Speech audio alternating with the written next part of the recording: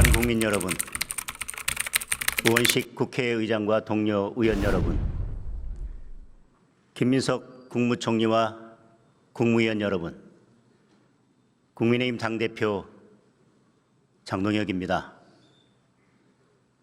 지난달 다보스 포럼에서 세계 경제 포럼이 발표한 2026 글로벌 리스크 리포트에는 세계가 벼랑 끝에 있다라는 제목이 붙어 있습니다. 1,300명의 세계 각계 전문가를 대상으로 한 설문에서 향후 2년간 세계가 안정될 곳이라고 응답한 비율은 10%밖에 되지 않았습니다. 제재, 규제, 공급망 무기화와 같은 경제, 정치적 수단들이 들면서 지경학적 대립과 국가 간 무력 충돌이 확대되고 다자주의 후퇴와 보호주의 심화가 전통적 국제관계와 무역 투자를 위협하고 있다고 분석했습니다. 유엔 창설 이후 80년 동안 유지되어 온 규범 기반의 국제 질서가 흔들리면서 법보다 힘이 앞서는 패권 경쟁의 시대로 가고 있는 것입니다. 미국의 베네수엘라 마두로 대통령 체포는 세계가 직면한 패권 경쟁의 단면이라고 할 수 있습니다. 베네수엘라는 중국이 남미의 영향력을 확대하는 베이스 캠프 역할을 해왔습니다. 중국은 베네수엘라 수출 원유의 80%를 수입하고 중국 위안화로 석유 거래를 해서 미국의 페트로달러 체제를 위협하기도 했습니다. 통신망과 주민 감시 시스템, 군사 방공망에 이르기까지 마두로를 등에 업은 중국의 영향력은 막강했습니다.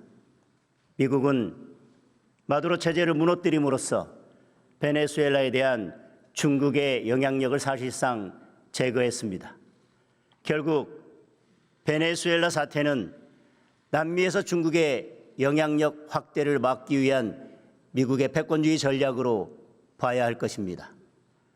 한치 앞을 볼 수 없는 이란 사태 역시 미국과 중국의 지경학적 패권 구도에 주목해야 합니다. 미국은 이란 정부의 강제 진압을 인권 탄압으로 규정하여 대규모 함대를 파견하고 하메네이 정권 제재에 나섰습니다.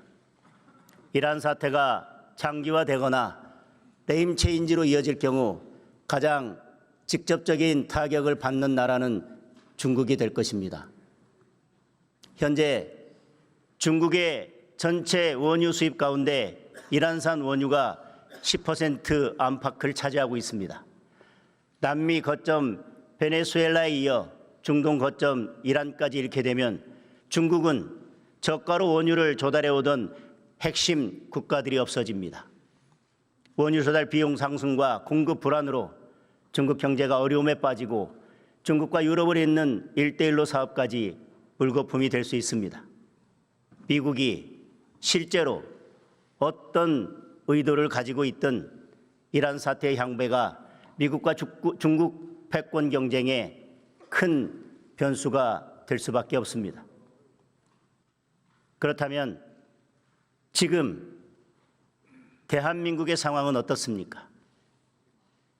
지난 1월 27일 트럼프 대통령은 한국에 대한 상호 관세를 25%로 되돌리겠다고 밝혔습니다. 국회의 비준 지연을 이유로 댔지만 그것이 전부가 아니라는 사실을 모두가 알고 있습니다. 미국 하원 공화당 법사위원회는 관세 인상 발표 직후 쿠팡과 같은 미국 기업을 부당하게 표적으로 삼으면 이런 일이 벌어진다라는 입장을 공식 계정에 올렸습니다.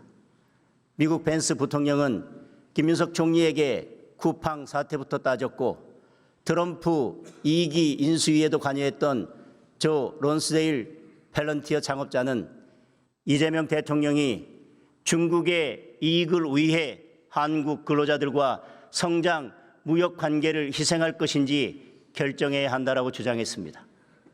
쿠팡 사태가 한 기업의 문제를 넘어 통상 마찰의 뇌관이 된 것입니다. 이는 미국과 중국의 패권 경쟁 tum바구니에서 대한민국의 선택을 묻는 상징적인 사건이라고 할 수 있습니다. 미국은 쿠팡에 대한 과도한 제재가 중국 시커머스의 한국 시장 잠식으로 이어질 것이라는 우려를 드러내고 있습니다. 동맹국인 한국의 데이터 주권, 유통 주권이 중국으로 넘어갈 수 있다고 보고 있습니다. 이를 미국의 이익에 반하는 중대한 침해라고 인식하고 있습니다.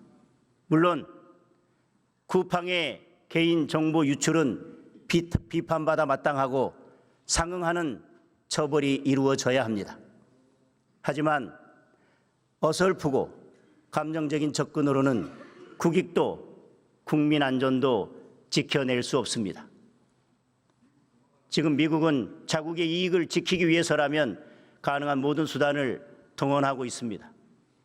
더불어민주당이 일방 통과시킨 정보통신망법 개정안에 대해 미국 국무부는 미국 기반 온라인 플랫폼 사업에 부정적인 영향을 미치고 표현의 자유를 약화시킬 수 있다면서 공식적인 반대 입장을 내놓았습니다. 트럼프 대통령의 최측근 인사로 알려진 데이비드 sak스 백악관 AI 가상화폐 차르는 무역 제재, 비자 발급 거부 등 모든 수단으로 맞서야 한다는 강경한 주장까지 내놓았습니다. 결국 이러한 일련의 흐름이 복합되어 트럼프 대통령의 관세 압박을 불러온 것입니다. 베네수엘라는 델타 포스를 보내고 이란에는 함대를 보냈지만 한국에는 관세 폭탄을 떨어뜨린 것입니다. 대무역 의존도가 높은 우리로서는 이러한 비군사적 제재가 훨씬 더 심각한 타격이 될 수 있습니다. 당장 지난해 현대 기아 자동차는 25% 관세를 적용받는 동안 7조 2천억 원의 천문학적인 관세 비용을 감당해야 했습니다. 통상 협상을 제대로 매듭짓지 못하면 우리 경제는 치명상을 입게 될 것입니다. 미국의 자국 우선주의가 옳으냐 그르냐 그런 문제를 따질 상황이 아닙니다. 눈앞에 닥친 현실을 인정하고 서둘러 대책을 세워야 합니다.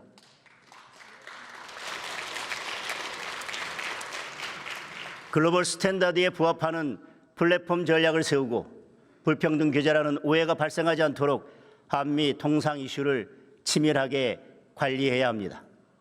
이재명 대통령의 실용 외교가 정말 실용적인지도 점검해 봐야 합니다. 미국 가서 땡큐하고 중국 가서 쉐시하는 외교는 실용 외교라 할 수 없습니다. 모두를 만족시키는 선택이 없듯 모두를 만족시키는 외교는 존재하지 않습니다. 물론 중국과의 관계 개선도 필요합니다. 하지만 우리 외교는 결국 한미 동맹을 토대에 둬야 합니다. 한미 동맹이 흔들리면 한중 관계에서도 열세에 놓입니다. 문재인 정권 시절 초라한 혼밥 외교가 한중 관계의 냉정한 실상을 입증한 바 있습니다. 지금 당장은 패권 경쟁의 영향으로 중국이 어느 정도 유연한 자세를 보이고 있지만 언제든 얼굴을 바꿀 수 있다는 점을 기억해야 합니다. 이재명 정부에 대한 미국의 의구심을 해소하고 한미동맹 강화에 적극적으로 나서야 합니다. 필요한 일이 있다면 함께 협력해 나가겠습니다.